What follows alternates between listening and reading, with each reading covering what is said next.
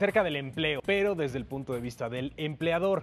Y es que el hecho de legalizar las descripciones de un puesto y del currículum vitae pueden ser de gran valor en la defensa de un caso de despido.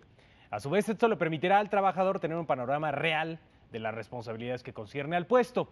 Los despidos injustificados son un problema que genera una importante cantidad de demandas y es lo que hay que evitar. Vamos a platicar con Jorge Sales, él es socio fundador del bufete Sales Boyoli, para saber cómo debe establecerse las condiciones de contratación al momento de iniciar una relación laboral. ¿Cómo estás, Jorge? Bien, gracias. Buenas tardes. Gracias por venir. Buenas noches. A la hora de hacer una contratación, ¿cuál es el principal error que comete un empleador?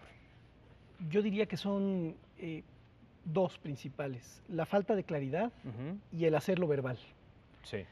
Estas dos faltas se manifiestan en distintos documentos y en distintas acciones. No hay claridad en cuanto a lo que se espera del trabajador. De ahí la necesidad y la utilidad de que haya descripciones de puestos, donde se precisen detalladamente las habilidades y lo que se espera del trabajador.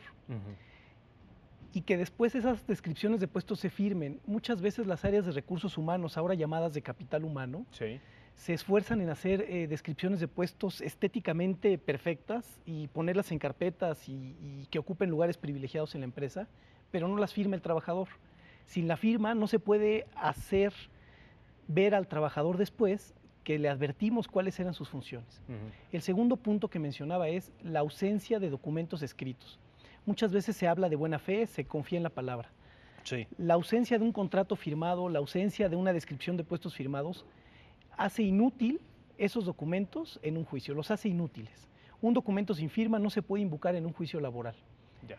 De ahí la necesidad de que esté documentado y esté muy claro, para que las partes sepan cuáles son los derechos y las obligaciones y se puedan invocar después en un proceso en caso de una demanda por despido. Me voy a meter un poquito al tema de recursos humanos sin dejar de lado el aspecto legal, por supuesto, pero esto de firmar un documento y de especificar claramente las funciones de determinada posición o de determinado puesto, ¿no limita hasta cierto punto el campo de acción del trabajador? ¿No lo limita en sus aspiraciones, digámoslo así? Es una buena pregunta, porque podría caerse en esa conducta de hacer lo que dice, Lo que me ¿no? Y piden. lo que no Ajá. dice, pues yo no tengo que hacer. Así es.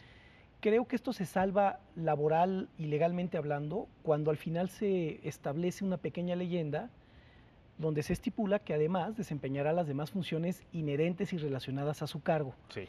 Es cierto, hay una visión pues quizá más chata en algún sector de trabajadores donde digan, yo hago lo que me toca, ¿no? Esta leyenda jurídicamente lo podría salvar. Y algo que se cuida mucho para solventar esta inquietud que planteas es una descripción que se le pone el calificativo de enunciativa y no limitativa.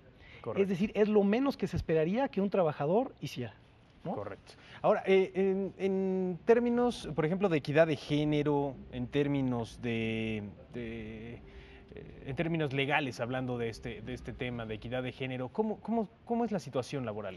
Bueno, es todo un tema que empieza a tomar fuerza porque también empieza a haber una conciencia que hace algunas generaciones no existía.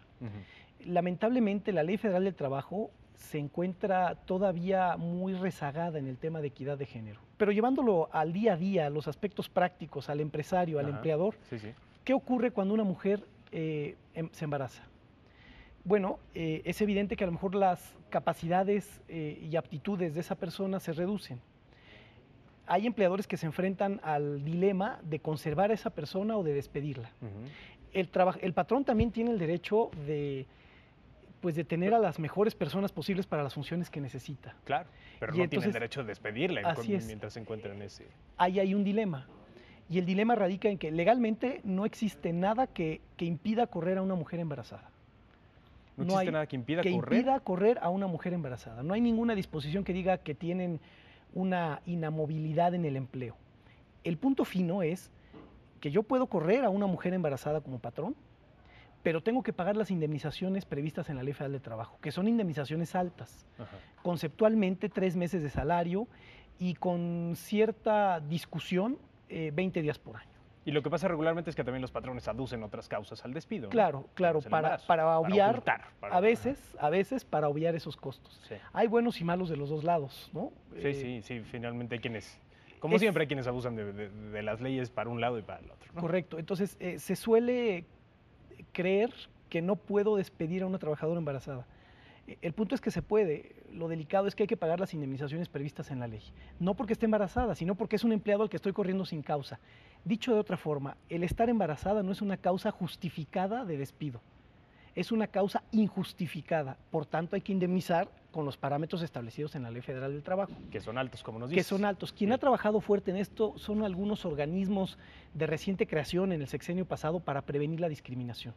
Ha trabajado fuerte, pero también están limitados porque sus resoluciones no obligan, son como recomendaciones nada más. Pues vaya temas amplios, temas interesantes, desde luego importantísimos. El caso de la descripción de puestos, que es fundamental hoy día al momento de contratar a alguien, y la equidad de género, que es un tema que todavía da para mucho en términos laborales, así es que seguiremos platicando acerca del tema. Muchísimas gracias, Jorge Sales, de Sales Boyoli Abogados Laborales, por haber venido, y ya platicaremos en otra ocasión, si te parece. Con mucho gusto, muchas gracias. Hasta nosotros continuamos.